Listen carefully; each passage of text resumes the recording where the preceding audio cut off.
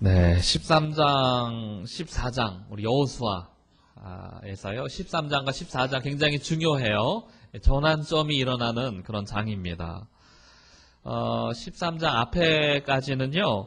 이스라엘 백성들이 하나님의 말씀을 따라서, 하나님 명령을 따라서 가나안 땅을 정복하는 그 일에 열심을 내었어요. 하나님께서 내가 내게 줄 약속의 땅으로 가라. 자로나 우로나 치우치지 말고 강하고 담대함으로 하나님만 바라보라. 그러면서 가나안 땅에서 정복했던 일들, 그게 이제 12장까지의 이야기입니다. 그런데 이제 13장, 14장으로 넘어오면서 좀 내용이 바뀌는데 뭔가 하면요. 정복했던 땅을 이제 분배하는 것, 이스라엘 각 지파에게 다 땅을 나누어 주는 것, 그것으로 이제 초점이 바뀌게 되는 것이죠.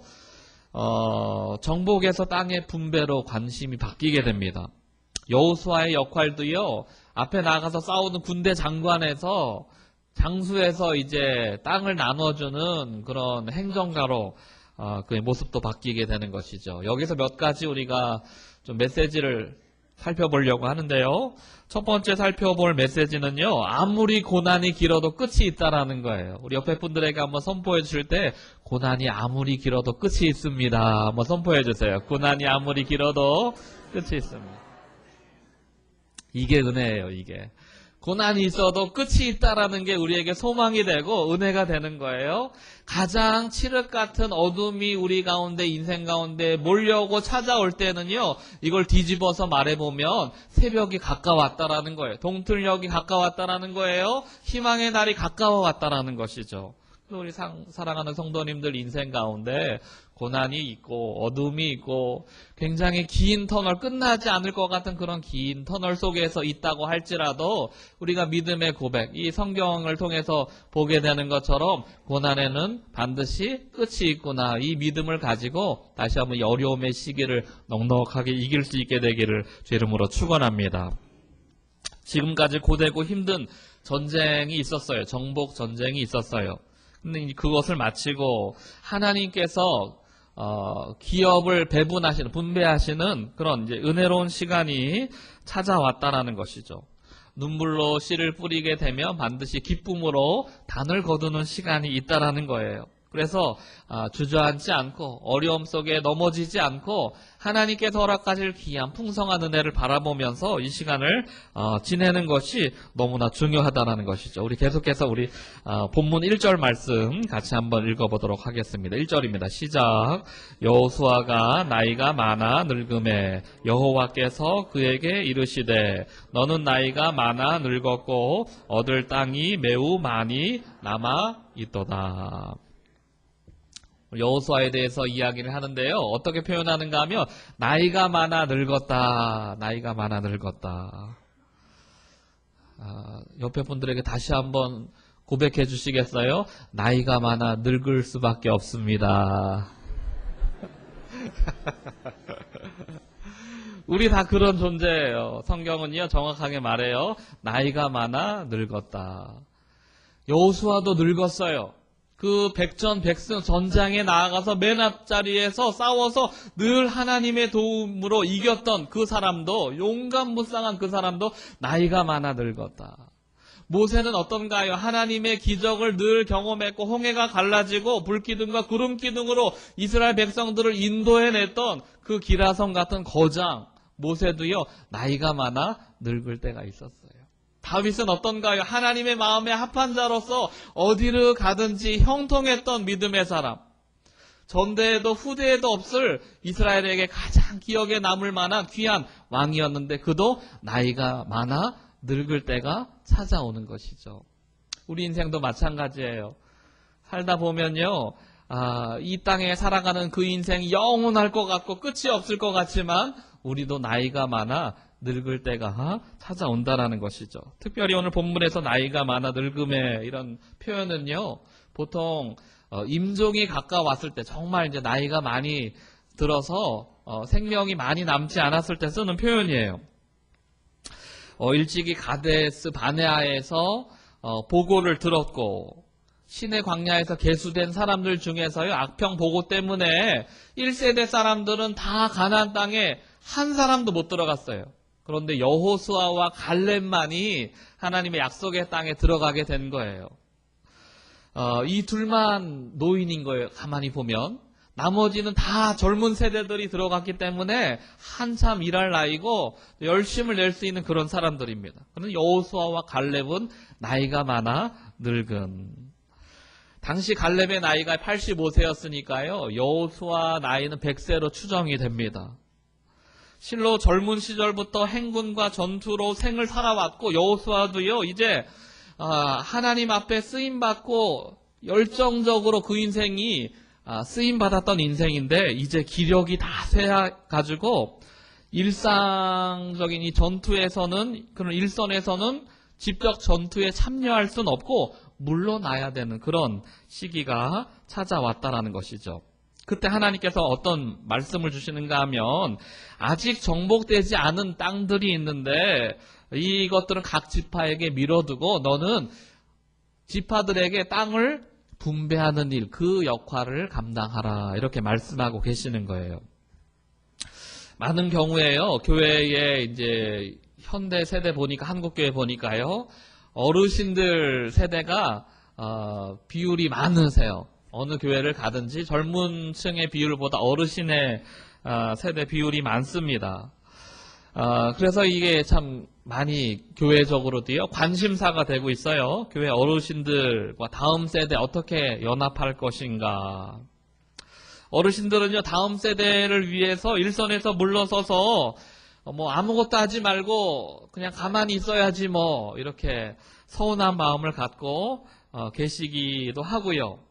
또 젊은 세대들은 어르신들이 또 자리를 비켜주셔야지 우리가 또 나설 자리도 있지 않습니까? 이렇게 요구하기도 하고요. 그런 것들이 교회 가운데에서 회자가 됩니다. 또 오늘 본문의 말씀을 보니까요, 이거에 대해서 잘 설명을 해주고 있어요. 여호수아는 지도자로서 전쟁의 자리에서요, 맨 앞장서서 젊었을 때 이렇게 현 일선에서 열심히 일했던 사람이에요.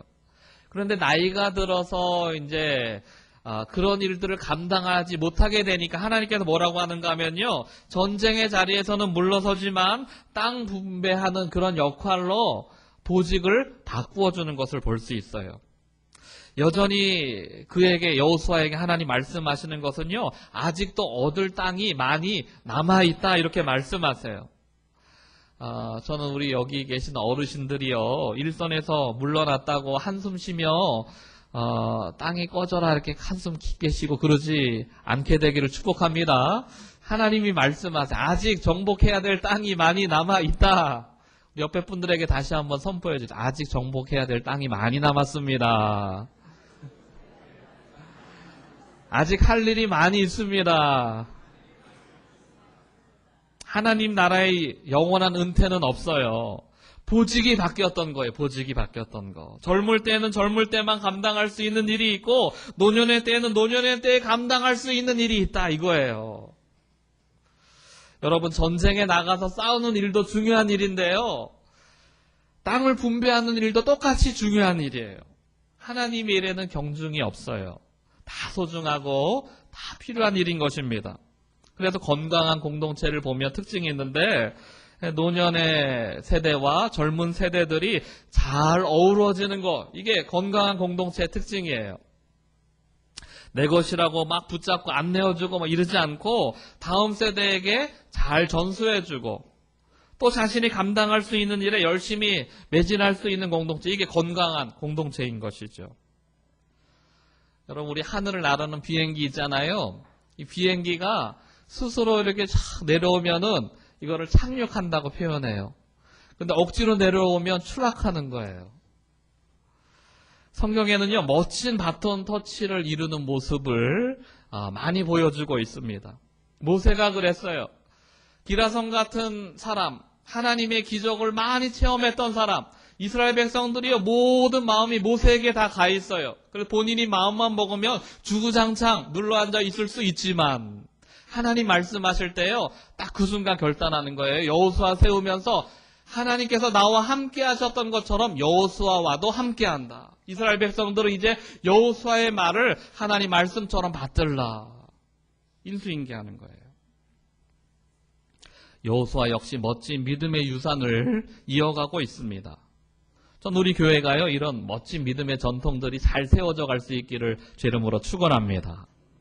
여호수아가 늙어서도요, 그 자리에서 그냥 안 내려오려고 버티면 추해지는 거예요.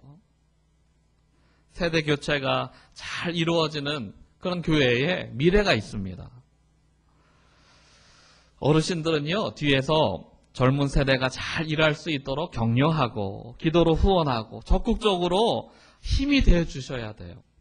근데 젊은 세대가 일하는 게 못마땅해가 네가 뭘 알아? 내가 젊었을 때는 어떻게 했는데? 이러면 곤란한 거예요. 우리 어르신 세대들에게 당부합니다. 전쟁에 나갈 수 없는 나이가 되었다면 다음 세대가요, 잘 바톤 터치를 이어받아서 교회를 세워갈 수 있도록 격려해 줄 수 있기를 축복합니다. 또 내가 은퇴했다고 한숨 쉬고 그냥 땅이 꺼져라 그렇게 한탄하면서 앉아있지 말고 내가 할 수 있는 일들을 찾아내서 또 믿음의 행진을 멈추지 말아야 되는 거예요. 하나님 아직 말씀하셨어요. 아직 우리가 정복해야 될 땅이 많이 남았다. 특별히 우리 어르신 세대가 감당해야 될 어르신 세대만이 또 감당할 수 있는 그런 일들이 있어요. 기도의 자리, 예배의 자리. 젊은 세대들은요, 바쁘게 일해야 될, 사회적으로도 왕성하게 활동해야 될 그런 시기인 것 같아요. 어르신들은 그런 현업에서 많이 물러나시고 기도와 예배에 목숨 걸 수 있는 그런 환경과 조건이 갖추어졌습니다. 하나님께서요, 우리가 귀한 사명 잘 감당했으면 하늘나라로 빨리 데려가실 텐데 그렇지 않고 이 땅에 남겨두신 거는요, 사명이 있다라는 거예요. 교회 위해서 기도하도록, 교회 위해서 또 후원하도록, 우리 젊은 세대들이 하나님의 또 귀한 전통들을 잘 이어갈 수 있는 그런 길들을 마련해 주도록 할 수 있는 일, 때에 맞는 일을 감당하는 것, 이게 너무나 중요한 일이죠. 내가 할 일이 없다고 서운해하지 말고요, 할 일이 많습니다. 할 수 있는 그 일에 충성할 수 있기를 축복합니다. 그 일을 하나님의 일로 감당할 때요, 교회가 잘 되는 거예요. 다음 세대가 힘을 받는 거예요. 우리가 많은 경우에 생각을 하잖아요. 이게 다 내가 어떻게 여기까지 끌고 왔는데, 내가 얼마나 피땀 흘렸는데, 내가 얼마나 많이 헌금했는데, 그래서 내가 붙잡고 있어야지. 그러면요, 그 교회는 사람의 교회지 하나님의 교회가 아니에요. 하나님 말씀하실 때 하나님께 맡겨드리는 거, 이게 하나님이 주인 되시는 교회예요. 성경에서 그 모습을 보여주고 있는 것이죠. 작은 일에 충성한 자, 주님께서 큰 일에도 충성할 수 있다 말씀하셨어요. 전쟁에 나가서 일하는 것도 굉장히 중요하고 위대한 일이지만 땅 분배하고 기도하고 후원하고 예배드리는 이 일도 못지않게 똑같이 중요한 일이에요. 그러니까 각자의 자리에서 각자 맡은 역할을 하나님 주신 것으로 여기고 충성되이 감당하며 나아갈 때 그 교회가 건강한 공동체예요. 하나님 영광이 드러나는 공동체예요. 주님께서 주인 되시는 공동체예요. 사랑하는 시온의 빛교회가 오직 하나님만이 주인 되시는 귀한 공동체 될 수 있기를 주 이름으로 축원합니다. 계속해서 8절 말씀 같이 한번 읽어보겠습니다. 8절입니다. 시작. 므낫세 반지파와 함께 루벤 족속과 갓 족속은 요단 저편 동쪽에서 그들의 기업을 모세에게 받았는데 여호와의 종 모세가 그들에게 준 것은 이러하니. 이제 본격적으로 여호수아 통해서 땅의 분배가 이루어지고 있어요. 하나님께서 지금까지는 땅 정복하는 일들을 말씀하셨는데 이제 13장으로 넘어와서는 땅을 분배하는 일을 말씀하세요. 왜 이 땅 분배를 지금 진행하고 계시는가? 이걸 통해서 말씀하시는 것이 무엇인가? 여기 한 가지 중요한 메시지가 있어요. 하나님의 나라를 상징하는 겁니다. 가나안 땅이라고 하는 것은. 근데 이 하나님의 나라가 확장되어 가는데 이제 이 일에 참여하고 있는 이스라엘 백성들에게 주님께서 정말 주시고 싶은 메시지가 뭔가 하면 주인의식 가지고 살아가라는 거예요. 이 땅 분배하는 걸 통해서 지금까지는 하나님의 나라 확장하고 교회를 위해서 섬기고 그런데 이게 모두가 다 남의 일이에요. 그렇게 하지 말고 너희에게 땅을 분배해 준다. 이것이 너희가 소유할 수 있는 것으로, 누릴 수 있는 것으로, 직접 만지고 느끼고 볼 수 있는 것으로 너희에게 허락해 주니까 주인의식 가지고 하나님의 나라를 확장하는 그 일에 참여하라. 이런 의미가 있어요. 여러분, 우리 성도님들 중에서 여유가 되셔서 본인 자가 소유의 집을 가지고 계신 분도 계시고, 아직 여유가 안 되셔서 뭐 월세나 전세 이렇게 살고 계신 분도 계실 거예요.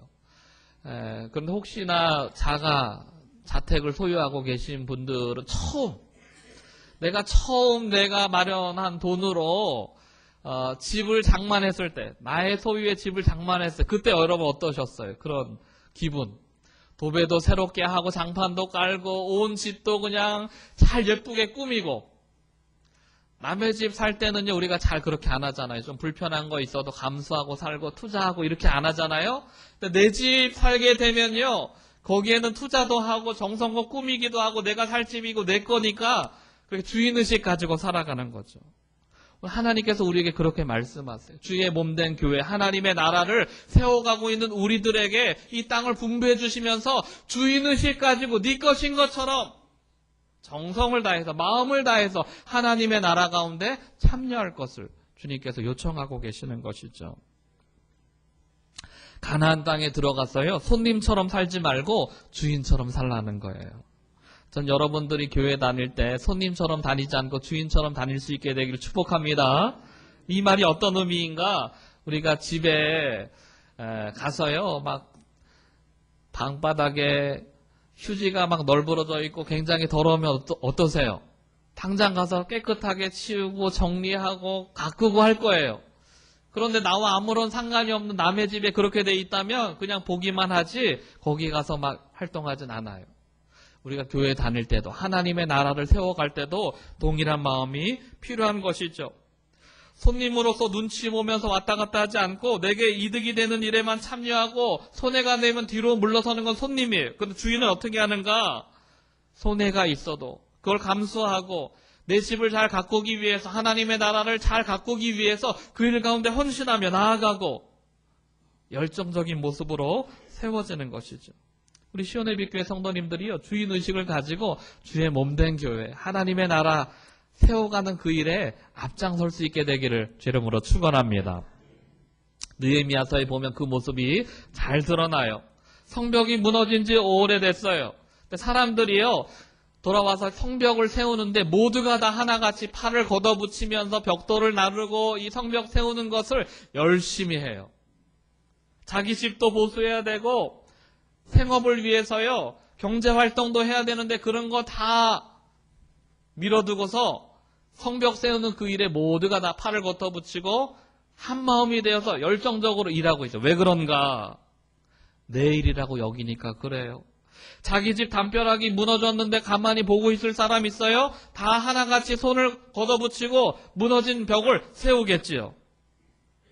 근데 남의 집 담벼락 바라보듯이, 남의 집 무너진 담벼락 바라보듯이 그렇게 다니지 말라. 오늘 주님께서 그 말씀을 주시는 거예요. 우리 사랑하는 시온의 빛교회 성도님들이요, 우리 주님의 몸된 교회를요, 남의 일로 치부하지 않고 나의 일로 여기고 귀한 마음으로, 간절한 마음으로 적극적으로 나설 수 있게 되기를 주 이름으로 축복합니다. 또 한 가지 메시지는요, 땅을 분배했는데요, 아직 정복을 완료한 것은 아니에요. 정복을 완료한 것은 아니에요. 오늘날 많은 크리스천들이요, 처한 영적인 조건을 상기시켜주는 그런 역사적인 교훈과 같습니다. 우리는 하나님의 자녀로서 이 땅에 살아가지만 하나님께서 우리에게 원하시는 풍요로운 것을요, 완전히 다 누리면서 살지는 못하는 것 같아요. 우리가 누려야 될 일인데 그것이 무엇인가? 14절 말씀 같이 한번 읽어보겠습니다. 14절입니다. 시작. 오직 레위 지파에게는 여호수아가 기업으로 준 것이 없었으니 이는 그에게 말씀하신 것과 같이 이스라엘의 하나님 여호와께 드리는 화제물이 그들의 기업이 되었음이더라.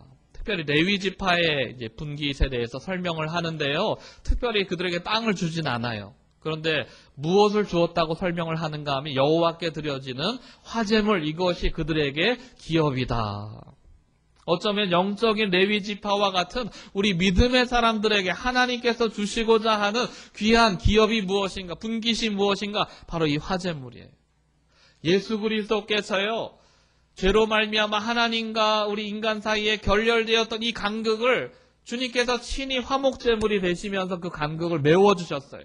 하나님과의 끊어졌던 관계를 회복해 주셨어요. 우리 믿음의 사람들에게 하나님께서 주시고자 하는 그 놀라운 생명의 분깃이 무엇인가? 하나님과의 관계 회복이에요. 우리 사랑하는 시온의 빛교회 성도님들 인생 가운데요, 끊어졌던 하나님의 놀라운 생명의 관계가 날마다 회복될 수 있기를 주 이름으로 축복합니다. 하나님께서 주시고자 하는 영적인 크고 귀한 비밀과 같은 것이죠. 평화는요, 모든 사람들이 추구하는 보편적인 가치 같아요. 우리 모든 대한민국 사람들의 마음에 평화적인 통일이 이루어질 것을 간절히 바라고, 국가 간의 평화가 이루어지기를 바라고, 가정의 평화가 있기를 바라고, 교회가 평화가 되기를 바라고, 사회가 평화를 이루기를 바라지요. 근데 이 모든 것의 근원적인 출발점이 어디 있는가? 하나님과의 관계의 회복에서부터 이 모든 것이 연결되어진다는 것이에요. 하나님과의 평화가 회복되기 시작할 때 우리 가정이 회복되고, 나라가 회복되고, 우리가 살아가고 있는 지역사회가 회복되어지고, 하나님께서는 우리에게 그것을 분깃으로 허락해 주시기를 원하시는 것이죠. 그래서 다시 한번 우리의 삶 속에 끊어졌던 하나님과의 관계가 회복되어짐으로 말미암아 우리 삶 속에 살아가는 모든 인생 속에 하나님 역사하시는 그 놀라운 생명의 샬롬의 은혜가 회복되기를 주 이름으로 축원합니다. 이런 하나님과의 화평의 결과로 우리 인생 가운데 주어지는 것은요, 은혜예요, 은혜. 여러분들이 은혜로 충만하게 살기를 축복합니다.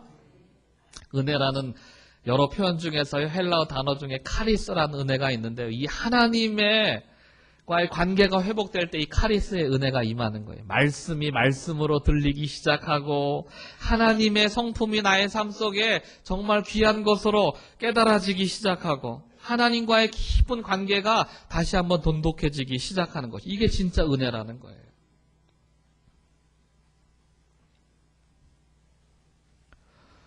팀 켈러라고 하는 목사님은요, 그리스도인들이 우리가 소망하며 사랑하는데, 이 소망을 뭐라고 표현했는가 하면요, 단순히 바라는 기원이 아니라 하나님께서 주시는 희망과 확신으로 찬 그 믿음의 고백, 이게 소망이다 말씀했어요. 우리가 하나님에 대해서 이 관계가 회복될 때 어둠 속에서, 고난 속에서, 절망 가운데 살아가지만 이 소망이 확고해지는 거예요. 하나님께서 인도하시는 그 은혜가 우리 가운데 충만하게 채워지는 거예요. 믿음으로 넉넉히 이길 수 있는 힘이 생기는 거죠. 하나님과 화평을 누리면 누릴수록, 하나님께 더 가까이 나아가면 나아갈수록 우리 인생의 삶이 열려지기 시작하는 거예요. 오늘 하나님께서 우리에게 그 분깃을 허락해 주기 원하는 거예요. 사랑하는 시온의 빛교회 성도 여러분, 하나님께서 내가 너의 분깃이다 이렇게 말씀하세요. 오늘 우리가 그 하나님을 믿음으로 받아들이고, 지금까지는요, 어쩌면 하나님 나라 이게 굉장히 피상적이었을지 몰라요. 교회 섬기는 거 남의 집처럼, 손님처럼 이렇게 다녔을지 몰라요. 그런데 오늘 하나님께서 이 땅을 분배해 주면서 내가 너의 하나님이다, 내가 너의 분깃이다, 이제 피상적인 관념적인 그런 신앙 말고 실제적인, 우리가 눈으로 보고 만지고 냄새 맡고 살아낼 수 있는 그런 신앙으로 새롭게 거듭나기를 주님께서 원하시고 우리를 초청하고 계시는 것이죠. 2019년 새해를 열어가면서 지금까지 어쩌면 관념 속에만 머물렀던 그 신앙이 더욱더 우리 삶 속에 친밀함으로 다가오시는, 살아 운동력 있는 능력의 하나님으로 찾아오시는 그 하나님을 우리 삶 속에 맞이하며 그분과 동행하는 거룩한 은혜가 날마다 회복될 수 있기를 주 이름으로 축원합니다.